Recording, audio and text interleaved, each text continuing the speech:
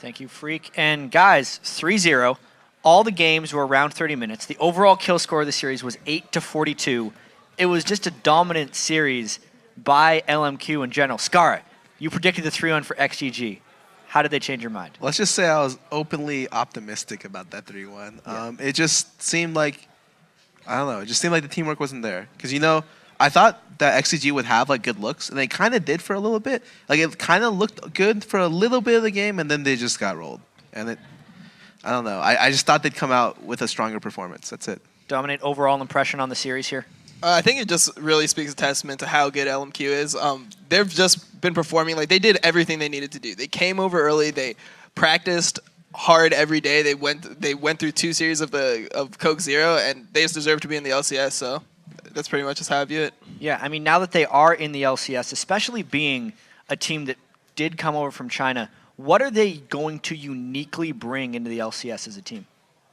I just think their individual play is very, very high. So it's going to be very nice playing against another team, and especially in another mid laner as good as Xiao Zhao. That's going to be very interesting, at least for me, for Summer Split. How are teams going to have to adapt to LMQ in the LCS now, Dominate?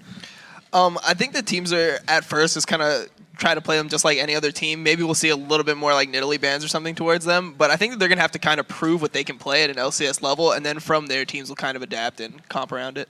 Yeah, something that's so interesting for me is how, even though they are a Chinese team, they've been involved in the North American meta, and they will continue to be. Are they going to be able to keep that Chinese metagame going, or are they going to become another North American team with Chinese players?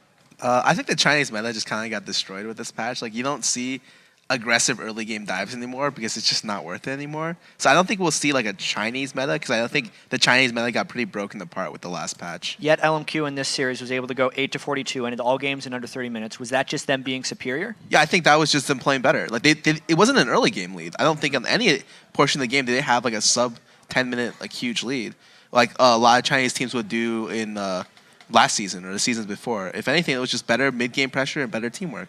Yeah, Dominate. Do you have any thoughts on this?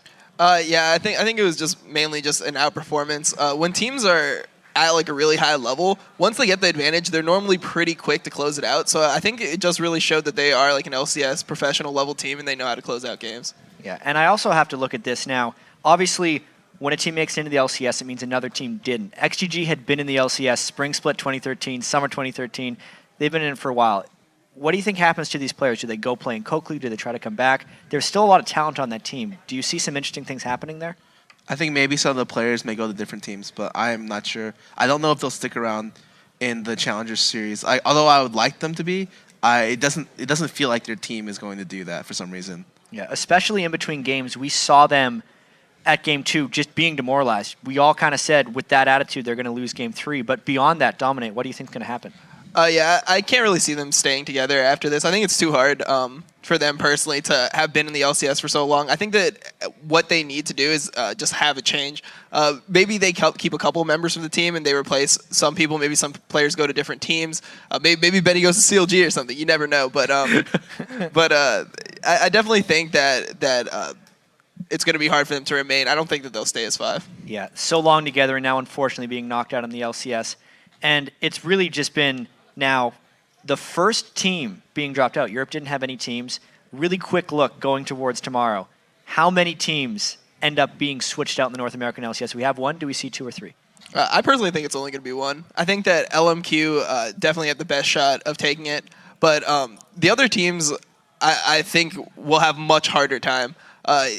EG has been practicing a lot. They obviously want to keep their spot. Coast was fighting for playoffs not that long ago, so I definitely see those teams coming out with a stronger performance. Scar, quick final thoughts on that? I think Coast will make it back in. I'm just hesitant to say what I think about the EG game. I think it's slightly favored to EG, but that game is going to probably be the closest series of this week. All right, well, we'll have to see that tomorrow. Huge thanks to Scar. Huge thanks to LWDominate. Thank you guys very much for joining us on the desk. But for now, let's send it back to freaking Kobe for a preview of tomorrow.